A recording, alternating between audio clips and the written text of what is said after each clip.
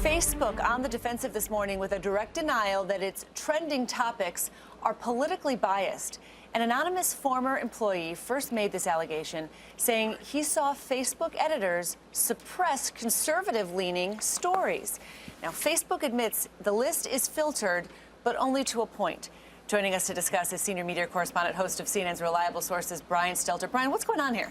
Well, we all think when we hear about trending stories that it's all just decided by a computer algorithm. That when you see that Facebook trending stories box in the right-hand corner of the Facebook homepage, that it must be a computer that's deciding what's actually getting buzzed about, what's actually popular. But in this case, Facebook editors, news curators, have a role to play as well, choosing what's going to show up in the box and what's not.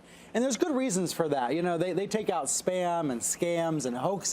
But this allegation from the tech blog Gizmodo, according to this anonymous former employee, is that sometimes they were also taking out stories about Ted Cruz or about Glenn Beck or other stories of interest to conservative readers. Now, Facebook has pretty strongly denied this, but it's become a political football now. And we heard yesterday from Senator John Thune, Republican of South Dakota, asking a long list of questions to Mark Zuckerberg about it. I think we can put part of his statement on screen. What he says here is any attempt by a neutral and an inclusive social media platform to censor or manipulate political discussion is an abuse of trust and inconsistent with the values of an open internet. Now, he's not saying they did this for sure, but he's asking a lot of questions about it. And I think in this election season in particular, this is a very hot topic. Well, it's interesting because Donald Trump has criticized Mark Zuckerberg on his immigration positions, and Mark Zuckerberg has criticized Donald Trump. So does that kind of weigh into this as well, where you have maybe conservative media or conservative followers saying, look, I mean, these big tech companies are all run by a bunch of liberals? This is contributing to that narrative, which has been around for a while about Facebook and Twitter and other sites. There's not evidence of like a top-down systemic bias. In fact, Mark Zuckerberg and other Facebook executives have said the opposite. They've said, we need this site to be appealing to everybody. We need everybody's views to be represented so we can have the highest number of users. But that narrative is out there, that perception is out there, and it could be a problem for Facebook going forward. Does Facebook have to answer to John Thune's questions? Could you have Mark Zuckerberg in front of a hearing on Capitol Hill? That's where this gets really interesting, because if we were talking about CNN or the Wall Street Journal or the New York Times being asked a laundry list of questions from a senator, being asked to hand over records of editorial decisions, I think people would get pretty uncomfortable, and they would say, what's the First Amendment for if not to protect a news organization from the prying eyes of the Senate?